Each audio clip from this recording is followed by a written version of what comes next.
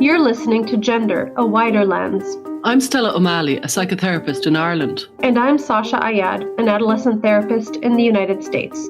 Since 2016, my practice has been exclusively dedicated to gender-questioning teens and families impacted by gender dysphoria. I also work with gender-questioning teenagers, and I facilitated support meetings for families and individuals who've been impacted by gender issues. We're curious about the concept of gender and how it's unfolding in the wider culture. Join us as we look at gender through a wider lens. Helen Joyce has been a staff journalist at The Economist since 2005. She's currently the Britain editor.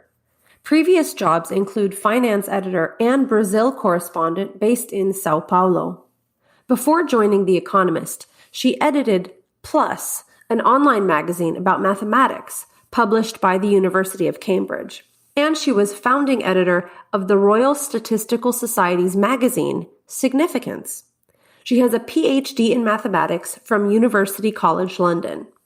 Helen joins us today to discuss her recent book, Trans, When Ideology Meets Reality. We have a fascinating conversation, not about trans people per se, but about gender identity ideology. Here's our conversation with Helen. So, Helen Joyce, today is a really big day for you, actually. We feel very lucky that you are on our program. Can you tell us a little bit about the significance of September 7th here as we record? Well, Sasha, I'm not the world's most organised person, and I can't say that this was on purpose. This was where our interview landed. And then afterwards, I realised I'm out in the US today and Canada today. And guess what? New York Times review, which I had no idea was coming. So that was the most exciting thing that happened for me today. Wow. I can't believe you didn't know about the New York Times review. Oh, no, they're really secretive, and rightly so. They don't want people lobbying the reviewers. Yeah. So obviously the publicists in the US sent out copies to people, but basically they were getting people saying not interested, not interested. And they did mention to me that a couple of people had said, oh, all right, send me a review copy. But I work in a newspaper. I know that most of those don't turn into reviews. And I would never have thought the New York Times would review it. And then there's a review by Jesse Singal, who's a guy I hugely admire and respect. And of course, he's been unable to say a word to me for months because he's known he's reviewing my book and they don't allow contacts. And I've been wondering why the occasional email I send him was going nowhere. That's amazing. So tell us a little bit about I don't even know where we should start. Do we want to start today with the review, or would you like to go back and talk about the writing of your book or what inspired it? I mean, what do you think? As long as we leave time for you guys to say what you got from it, because I want to hear that too. And I think that's, for me, extremely important. I mean, Sasha is in the book for a start. You know what? I don't have a copy of the book. Mine is in the mail, so it's on its way. It got shipped by Amazon yesterday. But I haven't read the book, believe it or not.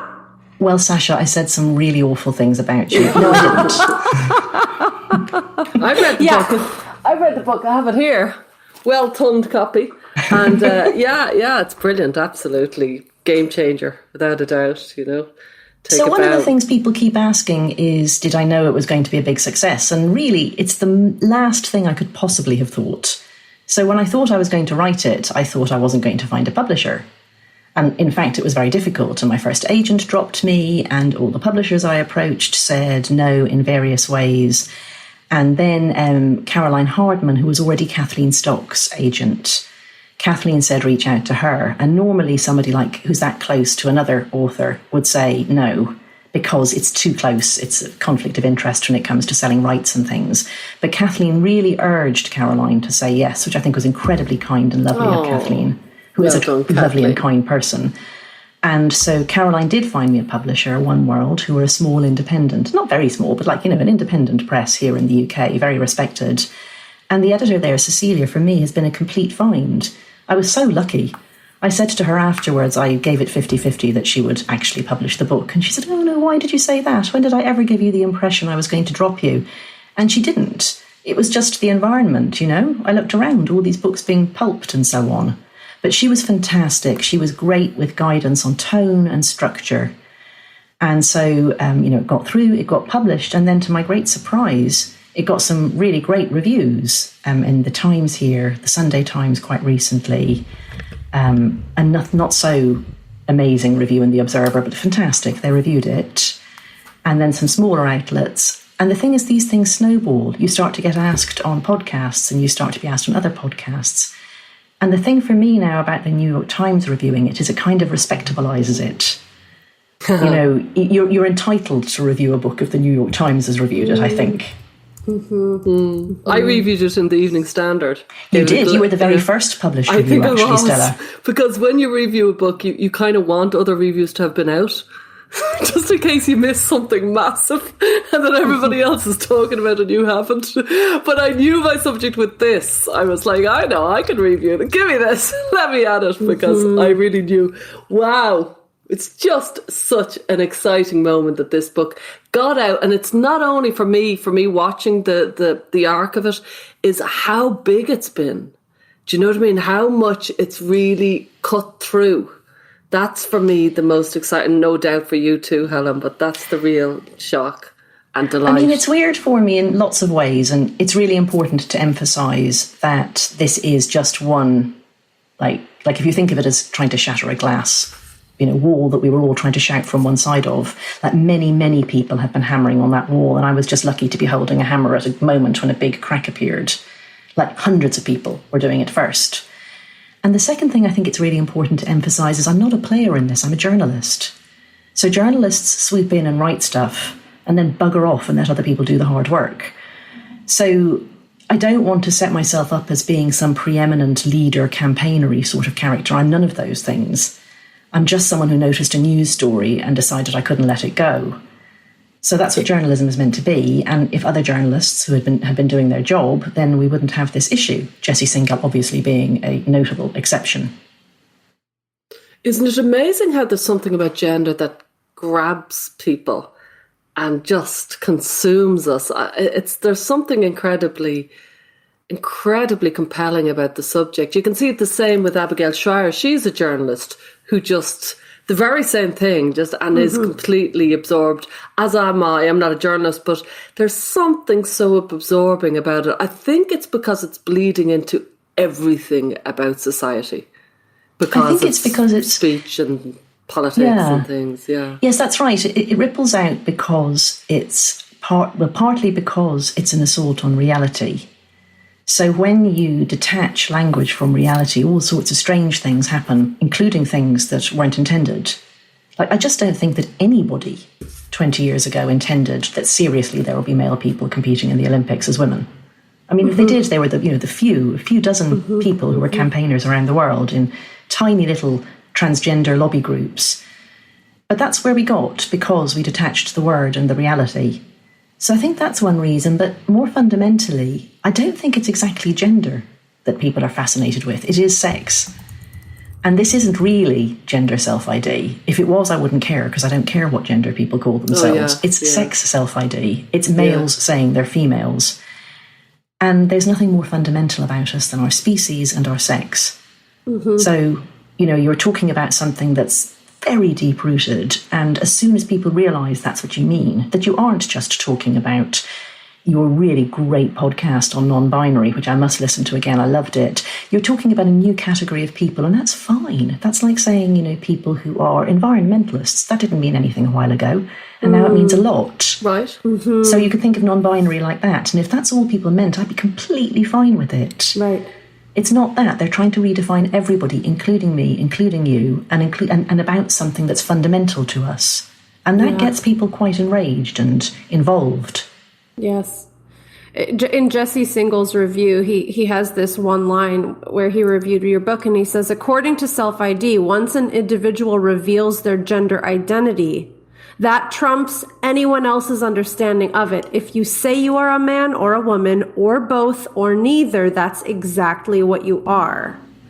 And I think one thing that I've heard you talk about, and I can't wait to read this more in your book, is you do a really good job of picking through distinctions between transsexualism, which is a term that seems to be anachronistic, though it's valuable, and gender self-ID. Can you just talk a little bit about What did you learn in your research? Why are these two things different? And obviously, this is the point of your book. Why is it dangerous to lean on a self-ID perspective? So this is something that really my editor helped with a lot. I went into the book in a very different place than the book that you will have in your hands shortly, Sasha. Like, I went in with the story of a detransitioner, which she said rightly was too much for people who didn't already know about the subject, because they'll frame it in their mind as being somebody who is this special natural category of person called trans. And you and I and Stella know that this isn't a well-defined category. It's many different things. But that's not what people think before they come into this subject. But this is one of, say, 1 or 2% of people for whom transition didn't work out. And you don't expect anything to work out for everybody. So to me, it was meant to be somebody who encapsulated the problems with gender self-ID for all of 3 groups. And they are women, children, and gay people, because this was a young lesbian. And I did use her story later on in the book, and I still think that those are the 3 groups that gender self-ID causes the biggest problems for. But in arguing with her, thinking that she was wrong and sulking and having her tell me why she was right, she said to me, but why aren't you comparing trans people and detrans people, or people for whom transition was a success and people for whom transition was a failure? And I said to her, because it's not about trans people, it's about an idea. And she said, go in there. So the first sentence of the book now is, this is a book about an idea, one that seems simple but has far-reaching consequences. And that idea is that everybody is what they say they are. If you say you're a man or a woman or a girl or a boy or something else, that is what you say you are. And if you're not thinking hard, and you just imagine one of these very exceptional people who are truly unusual, and who you can actually see when you look at them why they think they're members of the opposite sex. Like, in a way, yes, it's sexist, and yes, it's, reifying gender roles or whatever, but you can still see why they think it. And you just think, oh, well, all right, there's a few very exceptional people who are very different from the norm, and if we reclassified those, the whole of society wouldn't break down. And you don't realise they're making a truth claim about all of humanity. And the thing is, they are, and it takes a long time, even for some trans allies. Like, I know people who regarded themselves as trans allies, many of them, in fact, who belatedly realised what this meant for things like same-sex attraction, or, teaching children about what it's okay for boys and girls to do.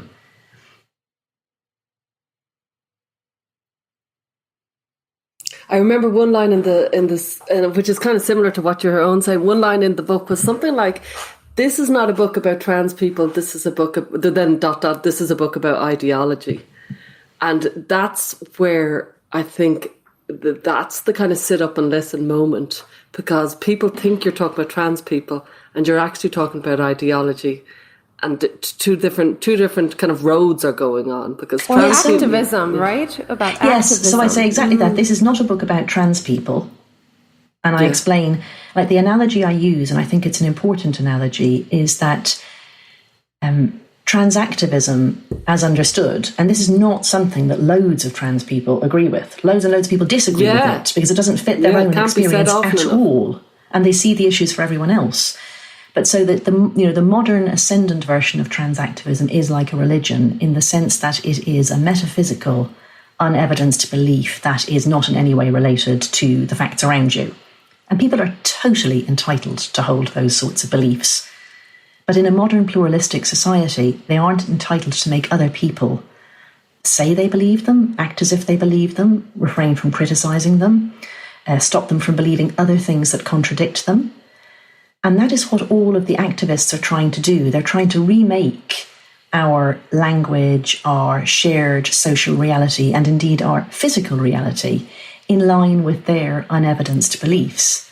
And what I say in the book is that if you were trying to evaluate the truth of a religion, not whether someone should be allowed to believe it, just whether it's actually true, it would be irrelevant whether it made its believers happy or unhappy. Oh yeah, very completely. Good. So that's why there's no point in saying whether transition makes people happy. It may well. I'm not interested in that. I know this sounds bizarre, but I'm not actually interested in trans people any more than other people. I'm interested in everybody, but I'm not specifically interested in trans people. I'm not interested in stories of transition. I'm actually interested in ideas and public policy. Yeah. So I don't mind if people believe this strange thing. Most people do not share the same beliefs as I do. You know, I have a set of beliefs that include feminism, atheism, a slightly complicated environmentalism.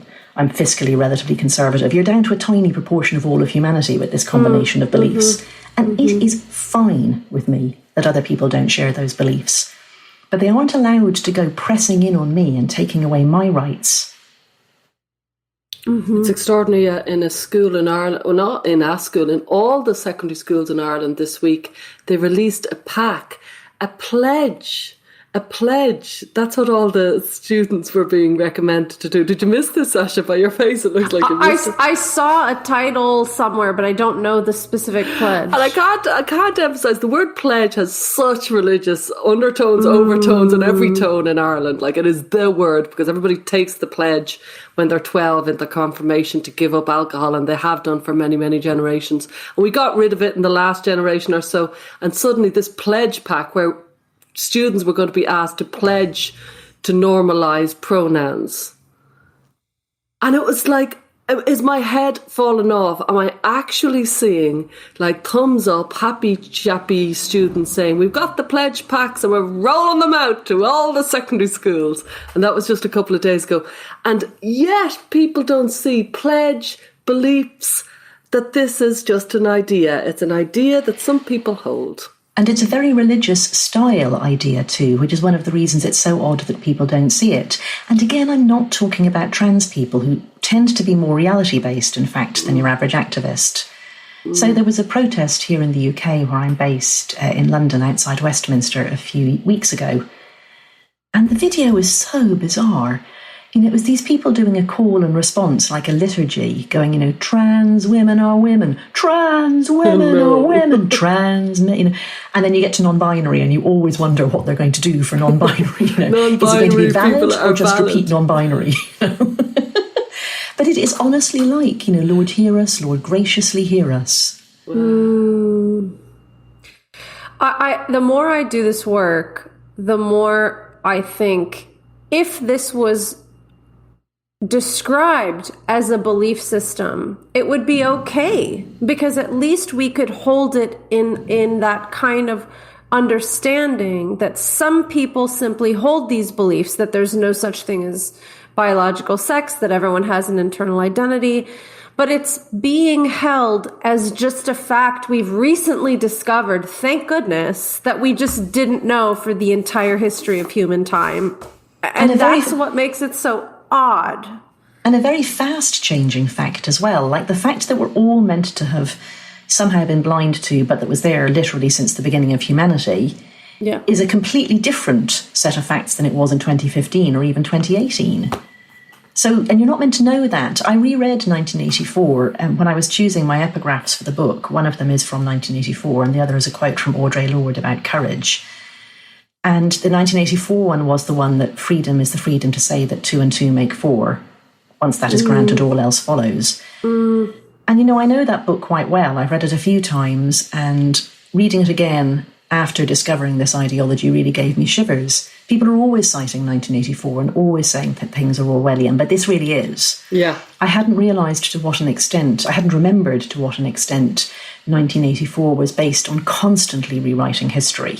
Yeah. Like, that's what Winston is doing. He's constantly changing everything in all the records every time the current narrative changes, and people who were in are now being written out. You know, Eurasia at war with Oceania and not at war with Oceania, allied with Oceania, and you have to rewrite everything. So, you know, if I look back at reviews from even 2010, 2011, 2015, of things that people who still are regarded as on the cutting edge of transactivism, of things that they said or did, they're using language that's now regarded as super transphobic. And that's in 1984, the newspeak, the doublethink, and the cutting the language so that you can't think it because you don't have the language to think it. Yeah, I quote that in the book, that the point of newspeak is to make it impossible to do wrongthink. Yeah. And that's, so there's a very Orwellian bit in American law. I go into detail in this in the book, Sasha, you'll read it. But anyway, you know the sort of the broad details, the broad outlines, if not the fine details. So at various points, various states and also the federal government have put out circulars or draft laws or whatever that seek to define sex as meaning gender identity. And they don't just say that gender identity is part of sex. They say that the word sex in laws like Title VII and Title IX, which are the civil rights law that protect women's rights of various sorts, that those words actually just mean and always meant, that's the Orwellian bit, always meant gender identity. Mm-hmm. And then they have these bizarre sentences that say things like, when someone transitions, they assert the sex that corresponds to their gender identity instead of the sex that they were assigned at birth. Mm-hmm. And that's using the word sex in two different and incompatible ways in the same sentence. And so it's doublethink. You have to be able to hold both meanings at the same time in your mind. Yeah, yeah. I think sometimes people, particularly, I'm thinking about the context of school, right? And how many schools have adopted this kind of idea as part of their health ed curriculum or their science curriculum. And it's pretty amazing when you really break it down. But I think some people are just so inundated with like bureaucratic changes to, well, we have to teach this now, we have to throw this clause in and that clause in, that unless you have taken the time to really slow down and examine the consequences of these ideas, it could definitely slip under the radar. And I mean, I have always felt there was something odd about even the concept of gender dysphoria. And I know that's not what you're writing about here. But do you have any ideas about why so many people gloss over this and haven't taken, I think even if you examine these ideas for more than 10 minutes, you realize there's something inherently contradictory that doesn't work. And yet so many people have gone along with it.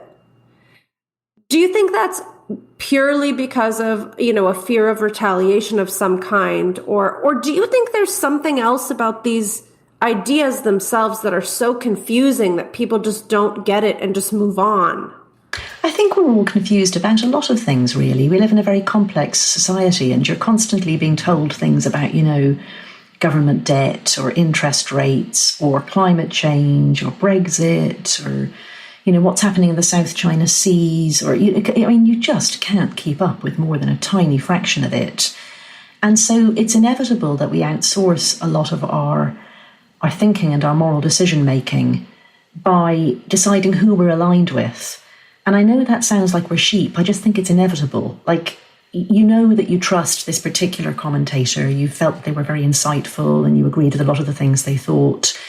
So the next thing they say, you're really well disposed to it. So we do, all of us, take our ideas as packages. And I must say, I thought that gender self-ID was a great idea when I heard of it first, simply because it came from the same people who had supported things that I ardently support, like gay marriage. So when the same people who said that go on to say the next thing is gender self-ID and trans people are the next oppressed minority, of course you go for it. And superficially, again, you think of the sort of person for whom it would make sense. You don't go straight to the logic of it. Even someone like me who has a PhD in mathematics doesn't dive straight to thinking this is a circular definition. And I'd say another thing too, which is that a lot of us feel very unconfident about our own judgments. I don't think it's natural for human beings to be wildly confident, to stand out against their own tribe ever. Like we know, our decision-making and our meaning-making is very much part of our tribal group. Mm-hmm. And by tribe, I mean, whether we're Democrat or Republican, whether we're Catholic or atheist or whatever, all those things. But also just, you tend to just think, oh, I've misunderstood something, and move on. Yes. And then parents are so busy. Like, parents were always busy. It's a busy time. But I think parents have become more busy. And certainly during the pandemic, that's true. So you get something home from school, and it's just saying this is the next thing. And then the final factor that I would add is that we have fallen for a sort of a narrative arc of progress, that the arc of history bends towards justice. Now, I hope that's true, and certainly in many ways it has been true over the past couple of centuries. I don't think it's necessarily a given, and I also don't think we can tell right now what the right side of history is. History judges things in ways that we won't find it very easy to explain. But if you believe this march of history sort of approach, and I think most of us probably instinctively do at this point, living standards going up, women being less oppressed, black people being less oppressed, gay people being less oppressed, next group comes along. You're almost railroaded into thinking that this is the next thing, the next step, and that's the way it's sold. So I just think there's all these powerful forces converging to make you think without thinking that, all right-thinking people think this. And then we live in bubbles as well, polarization, especially in the US. So you don't get any challenge to your thoughts. Sometimes I've said things to young people in work or in journalism and more broadly. One said to me, trans women are women, no debate, which was the slogan a couple of years ago. They've given up the no debate thing here. And I said to her, but hang on, there's a government consultation at the moment. That is a debate. I mean, there literally is a debate. And her mouth hung open and she stared at me. And this is a very clever young woman. And she stared at me and she couldn't think of anything to say because she had literally never heard somebody say that before. I've seen some people say yes debate, hashtag yes debate, which I think is quite funny. But I do think there's maybe another reason. I've often thought it. I know 2 therapists contacted me recently on Facebook, and both of them had kind of presumed I was very pro transitioning kids because they don't. I know, and how could they? But they weren't reading my posts. They were scrolling by quickly. And I think we underestimate how little, I never realised until I got into this world, how little people are reading. They're just kind of looking Sasha, at Stella, I have to tell you a good story about that one. Some young people who know my family had found out that I was writing this book, and they had, of course, assumed that a good person, like a capital GP, good person, was writing a book about rah-rah trans, rah-rah gender identity, rah-rah self-ID. And they thought this for ages. And it was becoming downright embarrassing. And then one day, one of my family members met them, and they'd all just read, I think it was possibly the Quillette article I wrote that sort of was my moment of coming out as, noted bigot Helen Joyce. And they were so astonished. They couldn't believe it. And they're such a lovely bunch of young people. So they were like, what does she not understand? And one of them very sweetly said, do you think if I talked to her? So that, they just couldn't comprehend it. But I wondered, like, with the therapist who just presumed, and they both kind of thought, that seems a bit funny of Stella. She's so pro-medicalising kids. They both thought, she seems to have turned left in her, as in she seems to have veered off. And they were obviously not reading anything I was saying. Clearly, they were just going by. But I wonder, is there some sort of, now this might sound mad, but is there some sort of transphobic kind of, I can't think about it. I want to say yes. I don't want to even think about what's actually happening when somebody transitions. And so I'm just scrolling past so fast to say yes, yes, yes, I agree with that. Yes, yes, yes. Cannot think, cannot compute. Just say yes.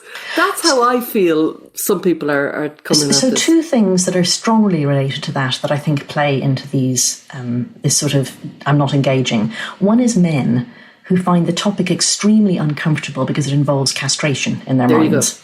Me too. So David Aronovich, who was one of the reviewers, who had a beautiful review of the book, like really insightful in the Times here. I loved it. When he tweeted it out, he tweeted, "Testicle haver gets off the fence," which really made me laugh. And he admitted the most interesting thing in this review. He said that fundamentally, without realising it, he had understood that this was about people he honestly thought of as men, I'm sure. He didn't quite say that, but people he had thought of men whose psychological distress was so colossal they were willing to cut off their dick and balls. And a man who's in that sort of level of distress, honestly, you can't argue. You just can't. And so that's where he stopped thinking, partly because it was so uncomfortable. He literally said his own deep-rooted castration anxiety stopped him from thinking past that to, in a sort of a level-headed way, did this actually make this person a woman? What would this mean for women if you said that made them a woman, etc., etc.? And by the way, they're not actually castrating people. So that's a huge thing, I think. And I'm talking about well-meaning men who are not phobic about anyone here. In their minds, it's linked to castration. Men who are willing to get castrated really are the people you must be the most sorry for in the universe, literally. And then, what was the other one I was going to say? Yeah, and then I think a lot of people are actually very uncomfortable with gender nonconformity or sex nonconformity, however you want to think of it. Especially they dislike men who break the rules of masculinity. And this includes lots of men who are ashamed of feeling like this. Mm-hmm. They don't want to be that bad person, but the fact is they find a lisping, foppish gay man kind of contemptible and, unpleasant and weird. They'll say things like, but why do they have to lisp? And in fairness to the butch lesbians, there's a strong response to, why does she have to be standing like that? There's a real. But I think they're a bit different. Yeah. So I'm only talking about men here because I think, it's men who commit really all the transphobic acts nearly. Like if that's who is violent towards gender non-conforming people of both sexes. But let's just think of this man. Now, if he's a bad person and he hasn't examined himself in any way and he doesn't stop his bad desires, he may actually be a gay basher, or he may be somebody who thinks corrective rape of lesbians is a good thing or something like that. But I'm talking about someone who is a good person and who's ashamed of their baser instincts and ashamed that there is this group that they understand are oppressed. And, to be fair, trans people do suffer a lot of grief, as very, very effeminate gay men do, or as very, very butch lesbians do. So they're ashamed of feeling like that. So they shy away from the topic. And I think they sort of expect women to kind of deal with it. So there are these men, and they do think of them as men, by the way, because they wouldn't be as sympathetic to them if they thought of them as women. There are these men who, for whatever reason, are kind of a bit contemptible and weird and are doing this thing that no real man would want to do, and cast them out of the class of manhood, put them into the women category, let women sort it out. I see a lot of the anger of some of the really noted male men, trans activists, as being anger with women for not picking up the pieces of these men's problems. They do understand their men. They wouldn't give a toss about them if they didn't. Yeah. That's such a profound thing to think about because, when I'm not going to say we, because of course I'm a woman, but like if a man is in that position and he sees this other male person behaving in that way, it raises some serious insecurities about himself because he's like, well, technically I'm just like that guy, but I'm nothing like that guy at the same time. So it's much easier to cast that male to female trans person or that very feminine gay man into some other category. And that is, of course, what some societies have done throughout history.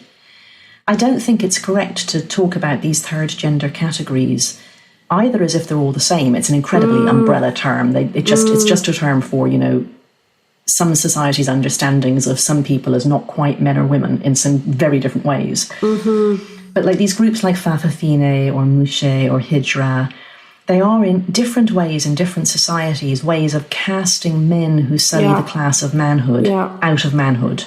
They don't put them into the class of womanhood. And Fa'afafine, if I remember correctly, means something like in the manner of a woman, which in a very traditional society where people have quite fixed sex roles is a very good description of what these men are. Where are the Fa'afafine from? What country is that? That's Samoa. It's interesting because activists talk about these third gender categories from all these various cultural and locational contexts as though there's this happy family of people who have learned to live with trans people as we understand them. But of course, that's not the case. I mean, did you do much research about this in your book, about these other third genders? I mean, as so much stuff I researched that didn't end up in the book, but I do talk a fair bit about Samoa and the Fa'afafine because I talked to the greatest expert outside Samoa, obviously, on them. And he said very, very firmly, he said, when you call these people trans, you are committing cultural imperialism. You are understanding them in a Western framework.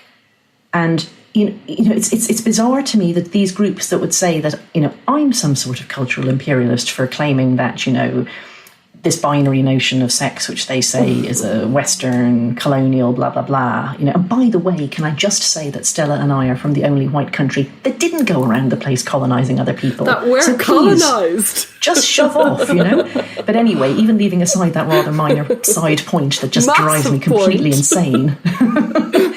Massive so they're the ones who are committing the cultural imperialism and the cultural appropriation. So there's just nothing in common between the sworn virgins of Albania and the Mushe of Oaxaca and the Fa'afafine of Samoa. They're just put under this third gender category because it's just a useful label for saying there's this thing that people sometimes do when they don't know how to cope in a very traditional society with people who step outside their sex roles, and sometimes they find a special category for them. That's nothing like saying they're actually members of the opposite sex, or they have inside them really a woman, or whatever. I wonder, will we one day, though, because I do think it's hard to be a girlish boy when you're 4 and 6 and 8, and I wonder, will we have, I don't know, a more comfortable place for them? But we were finding a more comfortable place. We were finding, but we haven't found. Then we've got derailed. We're going backwards now. I know, but I wonder, will we, as a result of all of this mess, might we? I mean, we're screwing things up so hugely, and we're breaking so many things that I can picture almost anything the other side of it. I mean, we could go back to being super homophobic. We could have a massive swing culturally rightwards as a result of all of this. I mean, I've heard people say how mad it was that we allowed gay marriage because this was the next thing. Lots of people, not a few people, lots of culturally right-wing people seriously think that gay marriage was the moment that the insanity started. And I don't. But, I mean, honestly, if you looked at it from a culturally conservative point of view, you can see why someone would think that. And I'm afraid it goes right back. Or, alternatively, those of us who want a world in which everybody can live the way that they want to, but not trample over other people's rights, somehow we can pick out through the wreckage and we can make something maybe that has fewer blind spots and lacunae in it. I think there's two things that people like you who think thoughtfully about psychology and people's psyches can really help with. And one of them was that somewhere about a decade ago, it seems to me, and maybe it was earlier in the States, we hardened a lot and we became very intolerant of people who didn't agree with our progressive ideas. And I count myself in this very much. So it's been very good for me doing this topic and learning that a lot of the things I thought 5 years ago are nonsense and I was stupid and I was arrogant. I was arrogant on Brexit, for example. Seriously, I thought only fools could vote for Brexit. I still think it was a big mistake, but I now have a better understanding of why people did it. So that's one, this massive intolerance. I talked to Simon Fanshawe, who was one of the founders of Stonewall here, and he remembers patient conversations with people who literally thought that A, he was a pervert, and B, he was going to burn in hell. And he would have conversations with them because they were bishops in the House of Lords, or Catholic leaders, or Muslim leaders, Orthodox Jewish leaders, and all he wanted to do was to find one point of agreement, which was that minority rights matter, and their minority rights and his minority rights both mattered. And he didn't spend his time going, "You're a bigot, I'm not talking to you," because he had to forge a coalition. We need to get back to that. And then the second one, it's related to what you said about there are these things people don't want to think about. I think there's a bunch of things that people don't want to think about that are to do with human nature, the fact that there is actually a human nature. We don't want to think about things like that children need their mothers, or that women care a lot less for casual sex than men do, or that there are things you might want to do and think that you choose to do that then cause you great psychological harm. For example, in many cases, prostitution or sex work. That women are psychologically not the same as men. All these things that we thought that we could ignore because in our world they don't fit. They don't fit in a society, a capitalist society that's organised the way ours is. By the way, I'm not anti-capitalist. I just mean, the way we've organised this world. But we can't stop thinking about these things forever because this is where it's got us to, this reality-denying place. We were in this place where we thought we're going to make everything fair. We're all going to be very liberal and tolerant. We're going to make everything fair and we'll all be happy because everybody's the same. And this is the kind of finger wagging kind of diktat that we were all to follow. And then testosterone and estrogen was going to be ignored because that makes us not the same. And children are baby adults suddenly. They don't have their own special needs. It's like developmental psychology is forgotten, or child safeguarding is forgotten, or the parent-child or mother-child bond.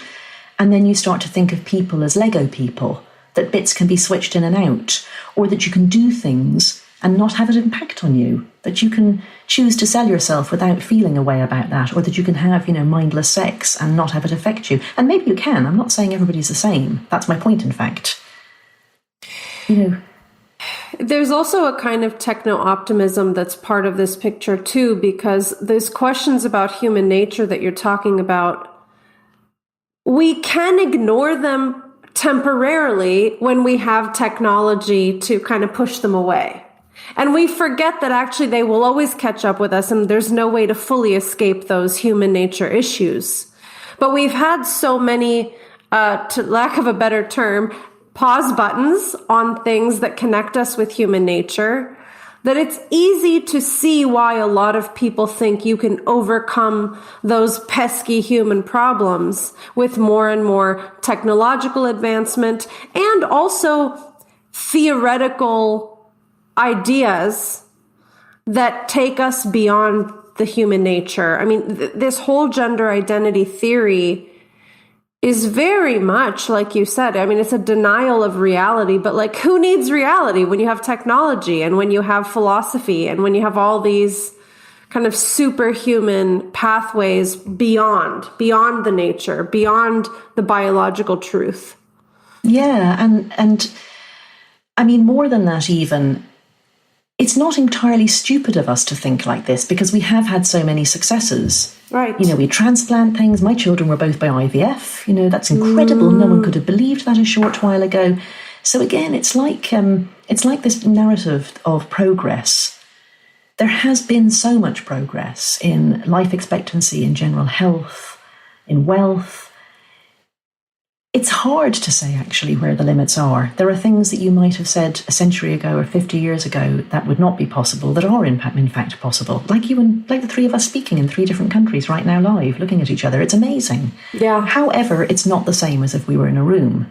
Mm-hmm. And I think if we tried to live like this forever, we'd feel it. I'd love to give you a hug, Sasha. Mm. It would feel so human, Mm. Or at least I've met Stella. I've never met you. Yeah. So we are these strange creatures. Obviously, we're animal. We have hormones like other animals. We have senses.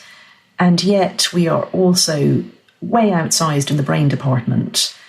And it makes us very stupid in some ways, as well as ridiculously clever in others. So we do act as if, I think all of us act as if we are a thing in here behind our eyes. And this is just a sort of a machine that's carrying that thing around. And it's why we can believe in things like body swaps. It's why we can write science fiction where, you wake up in another body.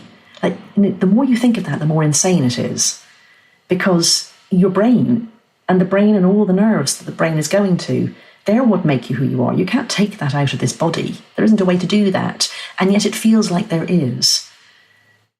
So if that's what you're sort of predisposed to think we are, it's very easy to see how you could start to think about, changing bodies, pausing puberty, cutting bits off and, inverting penises. The very first time I wrote about this subject, I wrote a piece that was nothing like as critical as I am now of gender activism.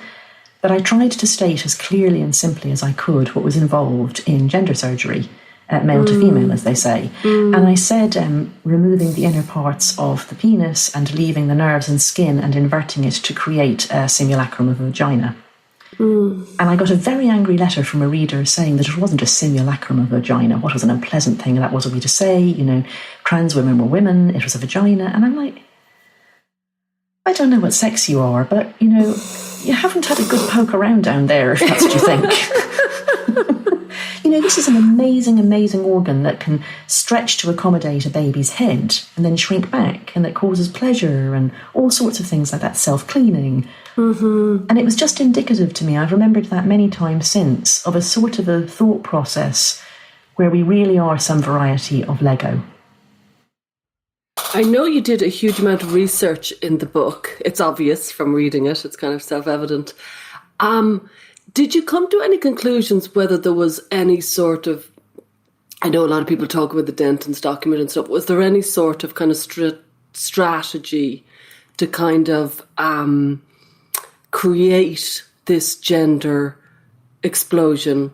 Or was it inadvertent? I watched the first documentary on trans. I was telling you about it, Sasha, called A Change of Sex, 1980, George to Julia. Phenomenal. I really recommend this to everybody. I really recommend this. Series 5. And, it's extraordinary. It's over 20 years. And I'm just segueing into it because it's so interesting. In 1980, he transitioned to a woman. And then then she became Julia, and so said it was all fabulous, kind of the poster woman for trans because she was the first ever documentary. And then in 1994, 14 years later, it emerged that only a matter of months after the transition, there had been a complication in their surgery, and actually the vagina had never been used. And she had kept this a secret for 14 years because she wanted other trans people.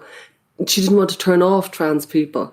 And so she kept this secret. It just seemed so wrong-headed to keep such an important piece of information secret. And then the producer said, and did you become the woman you thought you'd be? And she kind of sadly looks at the camera and goes, no. But, you can see why, the shame. Yeah, it was a very... And then by the end of it, 1998, she's running the bar and she's right up there and she's doing her own thing. But I think you can really see she's left gender behind. She doesn't care whether she's a woman or a man. She's just running a bar and trying to success. That's how I saw it. Yeah, it looked like she'd left it way behind. But anyway, back to my question. Sorry about all that. Did you come to any... Because I couldn't believe how similar the language of George Julia to now. What George was saying, what Julia was saying back then was the very same to what they're saying now. My true self, how I identify, all the language was the same in 1980, and I didn't realise that. So I think you could answer sort of no and yes to that question. I certainly don't think that there is a shadowy ideology or a group of people pushing this or something. There's a very funny book called The End of the World is Flat that's just come out here in the UK, and it's a parody on Stonewall, in effect. Yeah, by Simon Edge. I do recommend it to people. So of course I do. I've got a blurb on it. I have it. I have it ordered. It's come into the house. Yeah, it's lots of fun. Yeah, but in it, there really is a Mr. Big. There's a billionaire who is a flat earther who is specifically attempting to change the world from thinking that there's a round earth to a flat earth. I'm not giving anything away. This is very clear at the beginning, Anyway, there's nobody like that for gender ideology, and there isn't even a group of people like that. What it is it's something called survivorship bias in the way that people think. We see things that survive and then think that that was kind of inevitable. But actually there were 1,000 things. It's like winning the lottery, basically. There's lots of fringe ideas. There's lots of, right now there are thousands, probably hundreds of thousands of small, determined campaign groups, specific anti-vaxxers, Seventh-day Adventists, Scientologists, and they're all the big ones that I know the name of. But there's really small ones as well that have a really, really counter-cultural idea of the way things work. And just every now and then, for whatever reason, one becomes big. There's a lovely example of this in Terry Pratchett's books. I adore Terry Pratchett and I miss him terribly. One of the books is called Small Gods.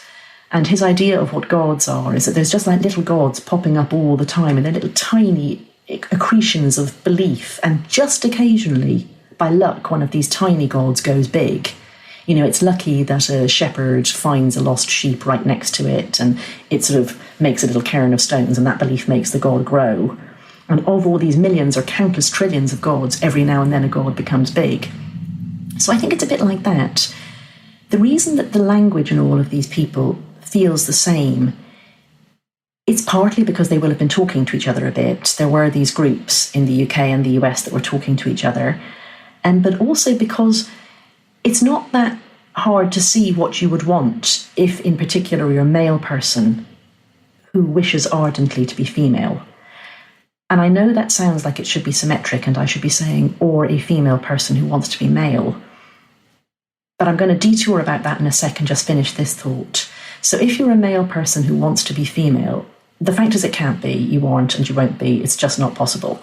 And you're unlikely to be able to do a decent simulacrum of it as well, because testosterone is what it is and it's done what it's done to your body. So you're going to have to remake the world. That's the only alternative. If you can't accommodate yourself to the world has to accommodate itself to you. And that requires certain things. It requires that your subjective experience of yourself becomes reality, that other people have to conform themselves to it. The feeling that you have, you will describe it as a true self, and so on. So it's not surprising that they describe it in the same way in these different instances. So we're just watching a small god become a big god, basically. And I do want to come back to that question of why it's not symmetric about the male and female and male. In this context, there are many ways in which it's not symmetric. Basically, what you are doing in our society, if you're a male who wants to identify as female, in one sense you're identifying out of privilege. I don't find a lot of the discourse about privilege very helpful. I just mean that historically men have been dominant. So what you're doing in terms of power is you're giving up something. And that's generally allowed. So that's why nearly all the third genders are males who wish to be taken as something other than men. You're allowed to give up your privilege and go and do things that women do because you're downgrading yourself. If women were allowed to identify to be men, we'd all bloody do it. And then you could inherit the farm, you could be the one who gets to boss people around, you wouldn't be married off, you couldn't be beaten, you'd be the one who get to be looking after kids, etc., etc. It's fascinating that they did so that the earls and the dukes couldn't. That was the only. Tell us about that. Just after. Yeah. So the Gender Recognition Act of 2004. It's not a well-written piece of legislation, but it did try to state the situations in which you were changing your legal sex, and it makes a specific exemption for inheritance and landed titles and the aristocracy. So if you're a girl who would, if you had been a boy, inherited the title, in other words, it's primogeniture, yeah, it specifically exempts that. So it says, that if you change your legal sex from female to male, that does not change your position in any inheritance situation. God damn it. There goes my whole life plan. So, the only example I looked at of a third gender that was female to male in traditional societies, it really illustrates the point. So what the Fa'afafine do in Samoa is they can wear skirts, they can put flowers in their hair, they go into dancing, they move and dress as women, they take male partners, and those men don't think of themselves as gay, and it's allowed. Which, homosexual relationships between men who identify as men are not allowed. But what the Albanian sworn virgins are, is they're women who are allowed to take the status of male for the purposes of inheritance or to get out of an arranged marriage. So these are highly patriarchal societies where inheritance goes to sons only. So sometimes a family that has no sons will nominate one of their daughters to be the son so they can keep the farm or the land. And also it's a society where marriages are arranged very, very young. So if a woman grows up and it is simply inconceivably terrible to her that she would marry this man, she can't turn him down because that would start a blood feud, and her brothers and his brothers would start killing each other and the whole families would be totally slaughtered. But she can identify as a man, and that allows the man to, without losing face, break the engagement. So what this rare example does is it shows you that when women are identifying in traditional societies as men, they're doing so in a way that it's not because they think they're men in some sense. It's to get out of some strictures on women, and mostly women aren't allowed to get out of strictures on them. It's only in special circumstances they are. Whereas the men are accepting giving up privilege. A Samoan man who becomes a Fa'afafine is giving up male privilege. But he's doing it because then he can express himself in ways he finds comfortable, and also he can have gay sex. So much to think about, isn't it? I never see sex so clearly as when I look at people who deny sex entirely. When you look at trans women, hectoring women and demanding entrance and saying, what do you mean I have to ask? This is mine by right. You know, they never look more male. I know. You know? Yeah, I so know. I mean, you know, and if I look at a sworn virgin of Albania, I should say this has really pretty much died out, this custom. This is an older custom. Yeah. When I look at these stories, it's like you see women in the patriarchy drawn more clearly than when you look at other women. And when you see what a Fa'afafine is opting out of in Samoa, you see what it means to be a man in that society, you know? Yeah. It's just endlessly fascinating to me. Was there anything that you really wish could have got into the book, although I find it completely comprehensive, or would have got into the book, or you wish it stuck in? Yeah. I had this quite structured approach, which was, as I say, very much helped by my editor. So it was really women, children and gay people. And she said structure it as, you know, the history and theory, what this does to children, what this does to women, and what this does to society. I didn't need to pull out the gay people because that kind of got woven in. You know, some of them are children, some of them are women, that sort of thing. And what would not have fitted in that structure is spending a lot of time talking about what I think are the ROGD boys. So I did talk a lot about autogynephilia and about homosexual males who identify as women, and I set that up at the front, and those are the two categories of males that I discuss, and then the two categories of females I discuss are the sort of butch lesbian women who have always really suffered whatever it means, gender dysphoria. Lots of them always have. It's been very uncomfortable for a lot of lesbian women, much more uncomfortable than for straight women, you know. And then there's this new group, the ROGD girls. But what I didn't appreciate really until I'd finished the book is the extent to which there's a new group of trans-identifying teenage boys. And I think both of you have done a lot of work on that. In your defence, they've shot in like a rocket in the last year or so. So that I'd say by the time you were literally finishing the book, those numbers were starting to escalate at a very fast pace. But I feel that, you know, they are in the place that the detransitioned girls were a few years ago, of feeling completely voiceless and feeling that even people who should care about them seem not to. Yeah. You know, I feel I've let them down in a way. Yeah. So I don't know how I would have fitted it into the book, but you know, you asked and I'm answering. That's a thing that I think is a real shortcoming of the book, this group that I did not examine and didn't name. I tell you what I'm really glad you did examine, which I didn't know as much about, was the Canada prison system. It was it was like I was actually tense reading it. It's an extraordinary part of the book. I know. There were bits I couldn't sleep. Yeah. It's just an extraordinary expose on a mess of a judicial system. But you know, it's worse in the States now. Yeah. I mean, when you're a journalist, you have to pick. So there's another thing I would say about the book is it makes no pretense of being complete and completist. There were entire things that I left out. In particular, it's not a history of what happened in the past 30 or even 100 years. Oh, there need to be lots of them written. There's loads more books needed. But so, for example, you know, there's a whole parallel story to be told about schools in the UK, but I chose to tell the story about the schools in the US. And I can't, in a book of this length that's intended for a general audience, I can't do both.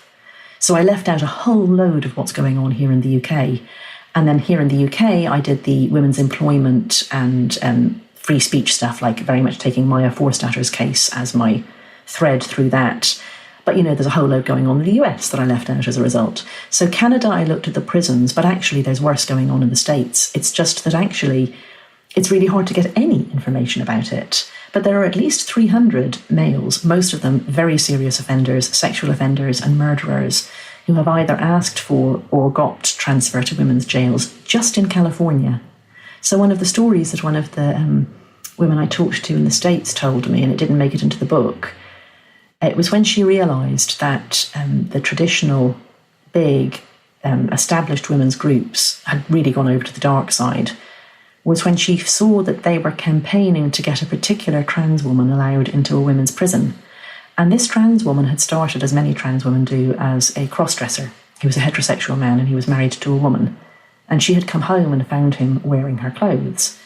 And this is a moment of great shame and horror for a man like this who has a secret life. So he killed her. He strangled her with a piano wire so viciously that he almost decapitated her. And then he fled in the car, and when he was found by the police, he said that he had had a red mist and he remembered none of it and so on. But anyway, he was convicted of her murder. So they were campaigning for this beautiful trans woman to be moved to a women's jail. He had tried to decapitate his wife. You just think, you call yourself feminists, and you're trying to put the most brutal murderers and rapists of women into women's jails. I still can't get over that, Sasha. And you change the whole prison system. If it's a women's prison, that it's all emphasis on therapeutic program, building self-development, building kind of self-assertion in the women. You bring in trans women who have a completely different kind of demographic and completely different crimes. And so it doesn't. So you make that point in the book. It doesn't suit. Yes, it's back to the denial of human nature. Yeah. Women are not just small, chubby men who somehow manage to grow human beings inside them every now and then. We're actually different. We're different at every cell. And that has consequences right through everything. I just sometimes wonder about some feminists as well, people who I think are really on the right side in terms of their activism, people I hugely admire. And then I hear them say that, male violence is socialised. Mm-hmm. There has literally never been a society in which men have not committed nearly all the violence, most of it against each other, by the way, and nearly all the sexual violence. It's men who are paedophiles, really very rarely women, etc., etc., etc. We're not perfect. I'm not saying we are, but they are not our crimes. Yeah, that's something I was going to ask you about, because it is kind of astonishing to think that so much of feminism for the last several decades was about trying to imply that all the differences we see are socialized. And then, like you said earlier, with the examples of these third gender individuals in different cultures, when we deny sex, it almost demonstrates perfectly for us how different men and women can be. Exactly. And it's a backhanded insult to women as well. Yeah. Like if you even imply, there certainly are people who disagree with me on the grounds that they think that I'm some sort of social conservative. And they think that simply by saying women are not the same as men, I'm saying that women are inferior to men. But I don't think the difference implies being inferior. And I think that saying that shows a huge, innate, unexamined sexism on their part. Yes, it's a preferential viewing of what the male is, just inherently. I agree completely. I think that ideas from psychology are going to be so important to us to find ways out of this. And in those, I'm a neophyte. I'm like everybody else. I'm governed by my emotions and whatever. But in terms of what I do when I'm writing, I'm very logical. That's the only way I know how to be. But it's not logic that's going to get us out of this. That's just my contribution. It's all I can do is to try to say in book form what happens when you start from this illogical premise and you work forward, which is what we've done in the past 20 years. But it's thinking about things, it's what I appreciated so much about your discussion about non-binary. Like someone like me just says, oh, non-binary is stupid, everybody's male or female. It's not natural to me, and I'm not trained to examine, what does that mean to somebody? What are they trying to tell me? I really recommended that podcast to people because I think a lot of people have kids coming home to them and saying, I'm non-binary, I'm they, them, and how the parents respond is going to be very important for whether that child continues on a journey, goes through that to full identification with the opposite sex, or finds it, I think you said, Stella, like a resting place, a place that they could pause and just say, I'm out, this isn't me. But those are the sorts of ideas, from people who are more subtle and better at reading people than I am, that we need. What are you denying about yourself here? What are you trying to communicate here? What does this mean to you? What are you trying to express? Can we surface that and help you to do it in a playful way? That sort of thing. Well, based on what you've learned, based on all your research, do you have any predictions of where this is headed? Do we have any reasons to be hopeful? Do we have reasons to run and hide in a bunker? Where do we go here? I'm very worried about the US in particular because you're a country that has a stellar track record of painting yourself into corners. So what I mean by that is that there are policy choices that America makes and has made that it then doubles down on and trebles down on and gets to a point that it's not possible to reverse them. So at this point, you couldn't very easily, or indeed at all possibly, bring in gun control because there's just too many guns. The fact is you've now got to try to live with a situation where every criminal has many guns and easy access to guns. No other developed country has got itself into that place. Every other developed country brought in gun control before you got to that point. And it's the same with healthcare. No other developed country allowed healthcare to eat up anything remotely like the same amount of GDP before it made sure everybody had it. And now you've got these enormously expensive medical costs and you've got these huge lobbyists, so you're not going to be able to get a good solution. I just don't think it's available to you. I'm a bit afraid that you're going to get to a point where you've put gender self-identification into federal law, or at least into lots of states' laws, and it's become the way things are. The fact is that women just can't have privacy in public. There are no women-only spaces. Men really can perform, voyeurism and flashing at will in any space they like. That's a woman's space and so on.